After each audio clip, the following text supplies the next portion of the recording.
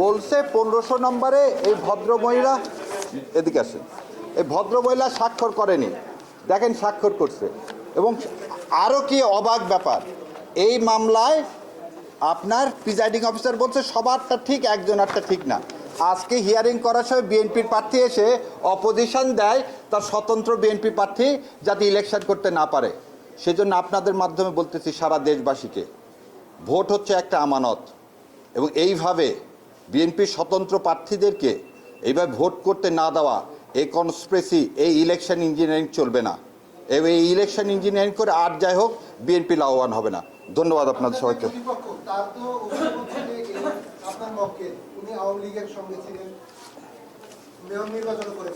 এই যে দেখালাম, এই মেয়র নির্বাচন আমার প্রতিপক্ষের বিরুদ্ধে এই দেখেন ওনার মার্কা কি, জগ, আর নিচে কি নৌকা আছে। উনি জগ মার্কা নিয়ে জয়লাভ করছেন। 2009 সালে উনি ছিলেন ভাইস চেয়ারম্যান বিএনপির পদপ্রার্থী। তাহলে আপনি এই লোকটাকে যে মগ নিয়ে জিতলো নৌকার বিপক্ষে, আমি বলে দিচ্ছি আপনাদেরকে, নওগাঁ সদর পৌরসভায় সনি এবারে নির্বাচন বিএনপির মনোনীত ক্যান্ডিডেট, সেও তো মেয়র নির্বাচন হয়েছে। তাহলে সে আওয়ামী লীগ? অ্যাডমিটেডলি যার বাবা 2 বার 91-96 সালে বিএনপি থেকে নির্বাচিত এমপি, উনি 3বার চেয়ারম্যান এবং পৌরসভা চেয়ারম্যান হয়েছেন এই ফ্যাসিস্ট আমলেও, তাকে আপনি আওয়ামী লীগ লেভেলাইজ করতেছেন কেন? দেখেন সে ভোটে যদি সে জিতবে, না জিতলে জিতবে না, এত ভয় কিসে? লোককে দেন, লোক ঠিক করুক, ভোট ইঞ্জিনিয়ারিং করেন না। ধন্যবাদ, আসসালামু আলাইকুম। রাষ্ট্র সংস্কার আন্দোলনের সভাপতি তিনি, আমরা যে কোনো কারণে হোক আমরা নিবন্ধন করতে পারিনি, তো স্বতন্ত্র হিসেবে ভাই সেখান থেকে দাঁড়িয়েছিলেন। তো 1% যাচাই বাছাই করে 10 জন থেকে 6 জন পাওয়া যায়নি বলে এবং তথ্য গড়মিল ছিল বলে তারা একটা রিপোর্ট দেয় এবং সেই রিপোর্টের সিদ্ধান্তের আলোকে আমাদের মনোনয়নপত্রটা বাতিল করে দেন। আমরা আপিল করি এবং আজকে যেটা হয়, আমরা 2 জনকে উপস্থিত করতে পেরেছি যেসব ভোটারদের বাড়িতে গিয়েছিল, সেই 2 জনকে আমরা উপস্থিত করেছি এবং তারা সিদ্ধান্ত নেন যে ঠিক আছে, এটা অ্যাকসেপ্ট করে নিলাম। তো আমরাও তাদের প্রতি কৃতজ্ঞতা প্রকাশ করেছি। আর বাকি কথা আমাদের প্রার্থী জনাব হাসান কায়েম বলবেন। ধন্যবাদ সবাইকে। নির্বাচন কমিশন, তো আপনারা জানেন যে নির্বাচন কমিশনের ব্যাপারটা আমরা যাতে নির্বাচন কমিশন বিতর্কিত না হয়ে পড়ে এবং এই নির্বাচন যাতে অ্যাকসেপ্টেবল হয়, সেই জন্য নির্বাচন কমিশন আমাদেরকে বেআইনিভাবে আদালতের নির্দেশ উপেক্ষা করে আমাদের নিবন্ধন না দেওয়া সত্ত্বেও আমরা নির্বাচন কমিশনের তফসিল ঘোষণা করার আগ পর্যন্ত নির্বাচন কমিশন সম্পর্কে কোনো নেতিবাচক কথা বলি নাই।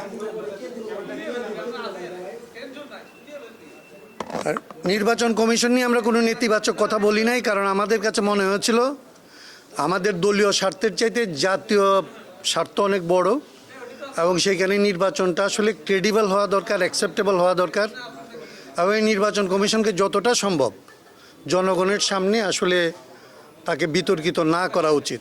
সেই জায়গা থেকে আমাদের দিক থেকে আমরা কোনো ডেমনস্ট্রেশনে যাই নাই।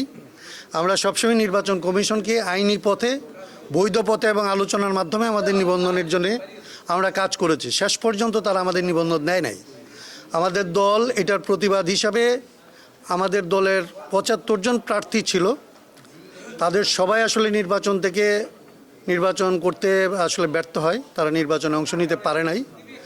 আমাকে সিদ্ধান্ত দেয় দল যে স্বতন্ত্র হিসাবেও যেন আমি নির্বাচন করি এবং সেই অনুযায়ী আমি আমার এলাকায় একদম শেষ দিনই আসলে আমরা সিদ্ধান্ত নিয়ে স্বতন্ত্র প্রার্থী হিসাবে মনোনয়নপত্র দাখিল করি এবং আমার অ্যাডভোকেট যেটা বলেছেন যে আমাদের সমস্ত কন্ডিশন ফুলফিল করার পরেও ওইখানকার প্রভাবশালী যারা ছিলেন তারা, প্রশাসন এবং ওইখানে পুলিশ সাথে নিয়ে তদন্ত করতে যাওয়ার কারণে আমাদের সাধারণ ভোটাররা আমাদের এখানে উপস্থিত আছেন আজকে 2 জন। দেখেন যে আমাদের ভোটারদের আপনারা অ্যাপিয়ারেন্স দেখলে বুঝবেন যে এরা কতটা ইনোসেন্ট। তাদের কাছে গিয়ে পুলিশ যখন তাদেরকে জেরা করেছে, তারা ভয়ে বলছে যে আমরা হাসনাত কায়েমকে চিনি না কিংবা তার পক্ষে আমরা স্বাক্ষর করি নাই। এবং 6 জনের মধ্যে কেবলমাত্র 2 জন আমাদের সাথে যোগাযোগ করছে, বাকি 4 জন এখনো পর্যন্ত এলাকায় নাই, তারা ভয় পাইছে।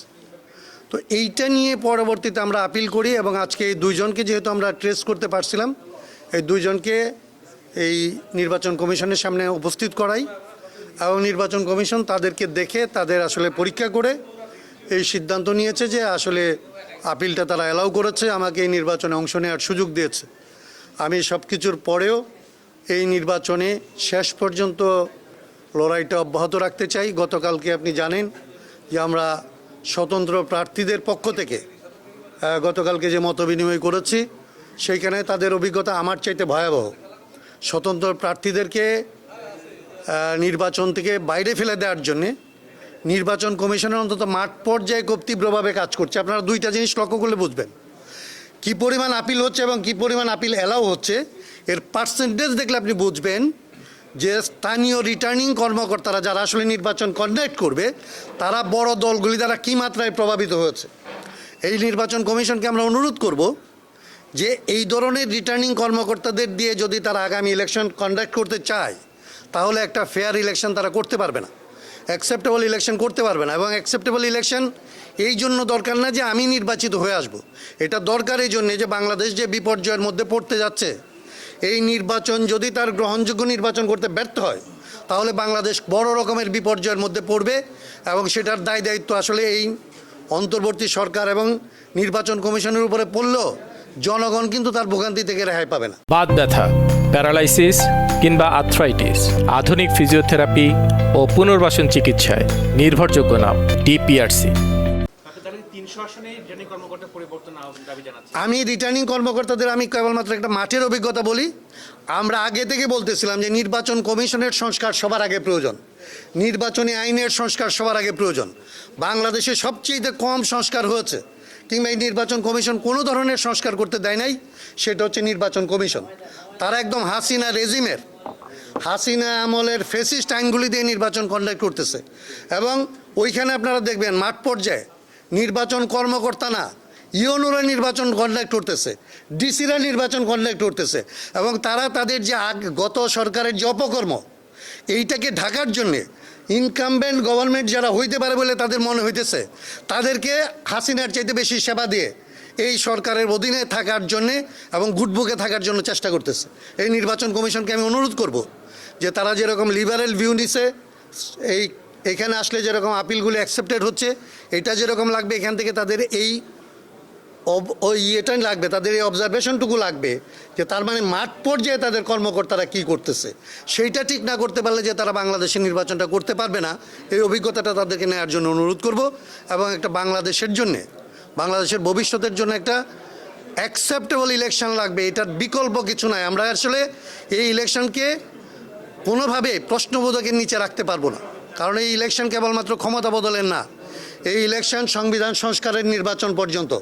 সংবিধান সংস্কার পরিষদের ভেতর দিয়ে সংবিধানের মৌলিক পরিবর্তন হবে, সেগুলি যদি প্রশ্ন সাপেক্ষে থাকে, তাহলে বাংলাদেশ বড় রকমের বিপর্যয়ের মধ্যে পড়বে। সেই দায় দায়িত্ব ইলেকশন কমিশনের। অতএব আমি অনুরোধ করব, আবারও অনুরোধ করব, একটা ফেয়ার ইলেকশন, অ্যাকসেপ্টেবল ইলেকশন করার জন্য তারা উদ্যোগী হবে। আপনাদের মাধ্যমে তাদের কাছে এবং দেশবাসীর কাছে আমাদের এই আহ্বানটা আমরা পৌঁছে দিতে চাই। আপনাদের ধন্যবাদ। ভূমিকর বকেয়া ছিল দীর্ঘদিন ধরেই, এই জন্য মাননীয় ট্রাইব্যুনাল এটা গ্রহণ করেনি। আমরা আরপিওর একটি সেকশনের ব্যাখ্যা চাচ্ছিলাম, যেখানে ভূমিকরের বকেয়া সুস্পষ্টভাবে বলা নেই, অন্যান্য সেবা বলা আছে। আমার দৃঢ় বিশ্বাস উচ্চ আদালতে উনি ন্যায় বিচার পাবেন। SM আব্দুল মান্নান, মানিকগঞ্জ 4, উনি একটি কোম্পানির ব্যক্তিগত জিম্মাদার ছিলেন, প্রিন্সিপাল বড়োয়ার না। ব্যক্তিগত বড়োয়ার থাকার কারণে ওনার CIB-তে নাম ছিল। আমরা অনেক এক্সটেন্সিভ হিয়ারিং করেছি, ট্রাইব্যুনালও NCS হিয়ারিং করেছে, কিন্তু ট্রাইব্যুনাল একটা ভিউ নিয়েছে যে জিম্মাদার হলেও তিনি বকেয়া পাওনাদার হবেন, দেনাদার হবেন। ওনার আপিলটাও ট্রাইব্যুনাল আজকে নামঞ্জুর করেছে। মোহাম্মদ মামুনুর রহিম, ওনার একটা খুব বিব্রতকর পরিস্থিতি হয়েছিলেন। উনি পল্লী বিদ্যুতের গ্রাহক না, কিন্তু ওনাকে বকেয়া দেখিয়ে ওনার মনোনয়নটা বাতিল হয়ে গিয়েছিল। তো আজকে যখন আমরা দেখালাম উনি পল্লী বিদ্যুতের গ্রাহক না, মাননীয় ট্রাইব্যুনাল ওনার আপিলটা মঞ্জুর করেছেন। তো এখন পর্যন্ত আমাদের প্রথম দিনে প্রায় 12টি, পরের দিন 6টি এবং আজকে একটি, এখন পর্যন্ত 19টি আপিল আমাদের মঞ্জুর হয়েছে। 19 জন প্রার্থীতা পেয়েছেন। আমার দৃঢ় বিশ্বাস আজকে আরও 2 জনও পাবেন। তো এই প্রেক্ষাপটে আমি বলতে চাই, ট্রাইব্যুনাল ন্যায় বিচারের জন্য সর্বোচ্চ চেষ্টা করছে। আইনের বাইরে তারা কোনো কাজ করছে না এবং সকলের ক্ষেত্রেই সমানভাবে আইনটাকে প্রয়োগ করছে। যেখানে তারা কঠোর, সবার ক্ষেত্রেই কঠোর; যেখানে তারা লিনিয়েন্ট, সবার ক্ষেত্রেই লিনিয়েন্ট। আমি আবার একটি বিষয় বলতে চাই, জাতীয় পার্টির বগুড়ার পার্টি অফিসে এখনও তালা ঝুলন্ত আছে। এই অফিসটি অনেক আগে লিজ নেওয়া হয়েছিল ডিসি অফিস থেকে, এবং ডিসি অফিসের নথি অনুযায়ী জাতীয় পার্টির বগুড়ার অফিস এখন পর্যন্ত অন্য কাউকে লিজ দেওয়া হয়নি। জাতীয় পার্টি এটার এখন পর্যন্ত আইনগত দখলের অধিকারিক, কিন্তু জুলাই যোদ্ধা নামে ব্যানারে কিছু দুষ্কৃতকারী, এটি একটি অনিবন্ধিত সংগঠন। আমরা জানি না এর কোনো সেন্ট্রাল নেক্সাস আছে কি না। আমরা মনে করি কেউ অফিসটি দখল করে দোকান ভাড়া দেওয়ার উদ্দেশ্যে অথবা জাতীয় পার্টিকে ভোটের মাঠ থেকে সরিয়ে দেওয়ার হীন উদ্দেশ্যে, গণতন্ত্র নস্যাৎ করার উদ্দেশ্যে এই পার্টি অফিসের দখলের চেষ্টা করছে। সেখানে তারা তালা লাগিয়ে দিয়েছে এবং তারা সেখানে একটা ব্যানার ঝুলিয়েছে হ্যাঁ না ভোটের জন্য। আমরা মনে করি গণভোট অবশ্যই একটি সম্মানিত বিষয়, কিন্তু কারো পার্টি অফিস দখল করে সেখানে গণভোটের ব্যানার লাগিয়ে গণভোটের বিষয়টিকে চাপিয়ে দেওয়ার একটা চেষ্টা করা হচ্ছে। যদি জুলাই যোদ্ধা নামে কোনো কেন্দ্রীয় সংগঠন থেকে থাকে তাদের ইমিডিয়েটলি উচিত বগুড়া এই বিষয়ে তদন্ত করে দুষ্কৃতকারীদের বহিষ্কার করে দেওয়া। নির্বাচন কমিশনের উচিত তফসিল পিরিয়ডে এই মুহূর্তে যে কোনো মূল্যে এই অফিসটি আমাদের খুলে দেয়া। আমরা মনে করি এই একটি ঘটনা, an act of injustice is threat to justice anywhere everywhere in the world. এই একটি ঘটনার জন্য পুরো নির্বাচন ব্যবস্থাও কলুষিত হয়ে যেতে পারে। সমস্ত জেলা অফিসে থেকে আমাদের উপর চাপ আসছে। এ ধরনের ঘটনা ঘটলে আমাদের কিন্তু নির্বাচন বয়কটের চাপ অনেক বেশি আমাদের উপরে আসবে। তো রাষ্ট্র সরকার নির্বাচন কমিশনকে দেখাতে হবে যে যেসব দল নির্বাচনে অংশগ্রহণ করছে তারা এবং তাদের প্রার্থীদের এবং তাদের জানমাল এবং সম্পদের সুরক্ষা দিতে এই রাষ্ট্র সক্ষম। যদি এই রাষ্ট্র এই সক্ষম না হয়, অক্ষম রাষ্ট্র সুষ্ঠু ভোট করতে পারবে। তারা অবশ্যই লাঙ্গল প্রতীক নিয়েই মনোনয়ন নিয়েছে, লাঙ্গল প্রতীক নিয়েই জমা দিয়েছে এবং লাঙ্গল প্রতীক নিয়েই তাদের মনোনয়ন গৃহীত হয়েছে। এখন তাদেরকে একটি ব্যালট কেটে রিটার্নিং কর্মকর্তা হাতে তুলে দিবেন, এটা জাস্ট এ মেয়ার ফর্মালিটিস। দেখুন, আমরা অবশ্যই একীভূত হওয়ার ক্ষেত্রে সকলেই আগ্রহী। এই বিষয়টি আমরা প্রেসিডিয়ামে আলোচনা করব, জেলা সভাপতিদের আলোচনা করব। তৃণমূল এবং প্রেসিডিয়াম যদি আমাদেরকে এক হওয়ার অনুমতি দেয়, যদি তাদের এক হওয়ার উৎসাহ থাকে, আমরা অবশ্যই এক হওয়ার জন্য চেষ্টা করব। আজকে এখন পর্যন্ত একজন হয়েছে, আরও দুজনের হিয়ারিং আছে। আমরা টোটাল আমাদের এখনও সঠিক ডাটাটা পাইনি, তবে আমার ধারণা 40 থেকে 45 জন বাতিল হয়েছে। আমরা আবেদন করেছি প্রায় 30 জনের মতো।